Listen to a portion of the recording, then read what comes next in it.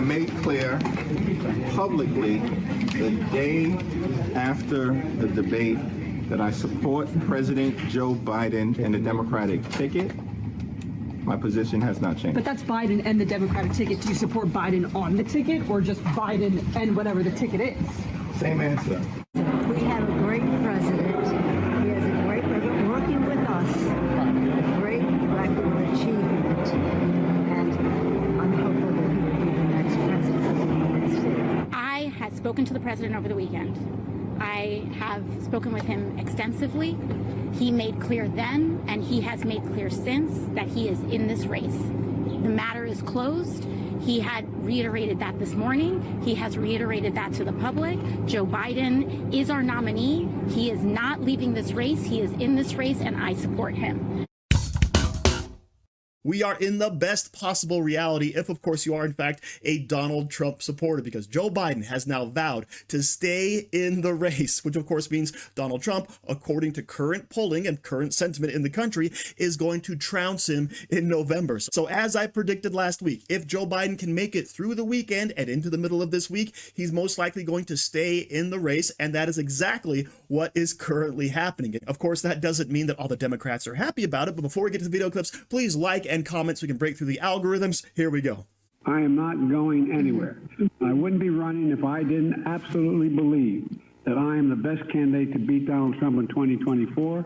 It was a terrible night, and I really regret it happened. But the fact of the matter is, how can you assure you're going to be on Faith Not Gonna Intervene on your way to go to, work tomorrow?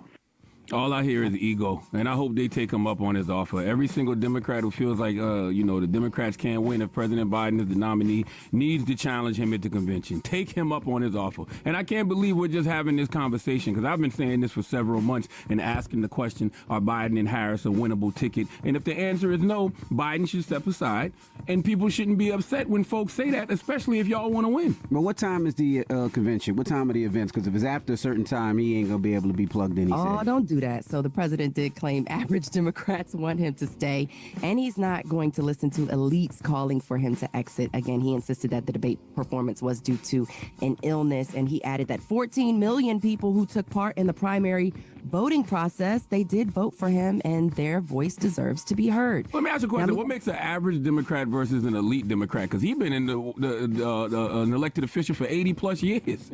So how is he not elite? So the Democrats have brought this upon themselves. The media and elected officials have been basically covering up Biden's condition, okay? And of course, they had kind of a primary season, which will all culminate in their Democratic convention, where, of course, the superdelegates will ultimately make the decision for the DNC who's going to be the party nominee. But Biden, of course, is going in strong. So everything here Charlamagne is saying doesn't really matter, because if you have people primary him, it's still the superdelegates that are going to make the decision. So that's who you have to go after if you want to get Biden replaced. However, there's some interesting news. Today we had come out from Emerson that Donald Trump beats everyone the Democrats have to offer. They have no bench. No one can beat Donald Trump. If you have Biden versus Trump, Trump wins 46-43. Trump versus Harris, 49-43. Trump versus Sanders, of all people, 49-42. Down here to Newsom, 48-40. Donald Trump is beating them all. Now, last week there was a poll that showed Michelle Obama actually beating Donald Trump, even though a few months prior there was a poll showing Donald Trump beating Michelle Obama.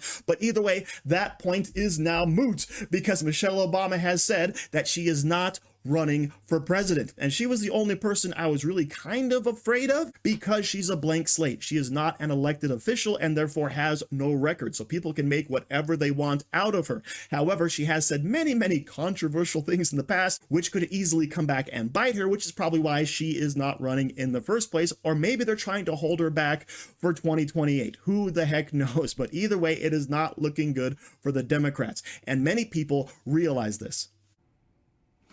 Well, look, I mean, he's still in the race, and he's doing what he's supposed to do. I'm glad to see him out there. I'm glad he's doing interviews. I'm glad he's doing all those things.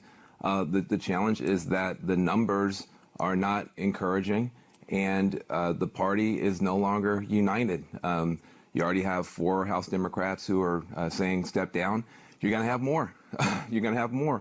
This week, unfortunately, you're going to have the split screen of the president having, NATO allies here, and people in his own party looking at this math as David Axelrod said, this time 4 years ago, Biden was up 10.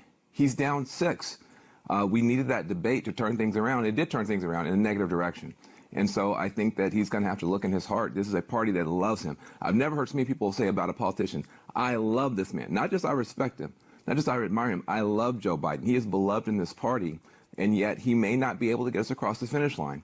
And I think people are hoping that he will recognize we're running Kamala Harris for president right now. That's who we're running.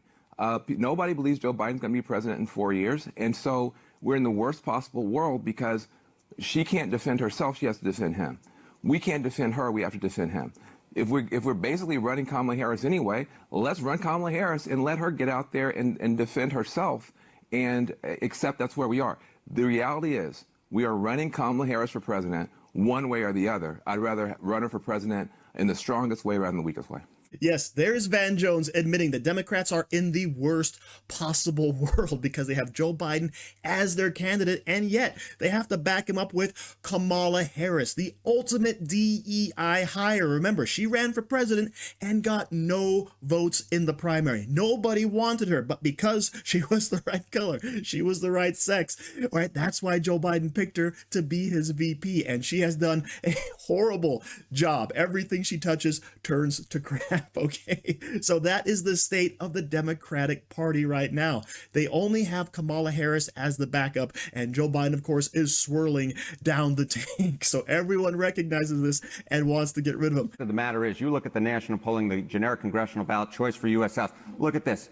CNN poll, +2 Republican. Wall Street Journal poll, +3 Republican. Monmouth University poll, +3 Republican. Yeah, Joe Biden may be in slightly worse shape in these particular polls, but the fact is when Biden's down 4, 5, 6 points in these polls, you can only run so far ahead of Joe Biden. At this particular point, at least in the race for the House, it does seem like Republicans are ahead because Donald Trump is so far ahead. What's the Senate landscape? Yeah, what's the Senate landscape? I mean, take a look here. GOP needs just a gain of 1 for control if Trump wins. And their path is extremely clear because their best chance for a pickup opportunity is in West Virginia. That's a very likely GOP win with Joe Manchin retiring. And the best Dem pickup chance, perhaps to reverse that so the GOP doesn't gain a net gain of at least 1, is Texas. But that's still a likely GOP win. So the fact is, if Donald Trump wins this election, the race for the Senate, for all intents and purposes in my mind, is over. If Donald Trump, of course, wins the presidency, then the House and the Senate will also belong to the Republicans. This is the nightmare scenario of the left, and they'll be weeping and wailing and gnashing their teeth as, of course, Trump rolls into power, hopefully in November. But of course, the Democrats, who, as I said, have no bench, they have no one to run except for Joe Biden. They're basically stuck with him, but that doesn't matter because they will vote blue no matter who, pointed out here by Joy Reid. Y'all just tell me who the nominee is going to be. Let me know when you guys are finished fighting amongst yourselves who I got to vote for in November to keep Hitler out the White House. That's all I want to know. Who I got to vote for to keep Hitler out the White House. Y'all do your thing. Play in traffic all you want in front of these Republicans, acting a fool in front of these people instead of privately declaring your stuff. But don't text me no more because I'm not taking no more of these texts. Just let me know when you guys are finished figuring it out, Democrats, because I know y'all the freak out people. Go ahead and freak out, have your conversation, and then let me know who I got to vote for to keep Hitler out the White House. That's it. I'm done. There you go. As long as there's a big old D by their name, that's all these leftists are going to vote for, right? Never mind the fact that no one challenged him in the primary. Never mind the fact that he's probably to get the nomination at the DNC convention. All they care about is they're voting against Donald Trump. And a hate vote, although powerful, is not as good as a vote for the economy, a vote for someone you actually like. And that, of course, is why these numbers are looking so good. So thank you for watching. Don't forget to like, share, comment, subscribe, and stay safe out there, people, because they're coming after you.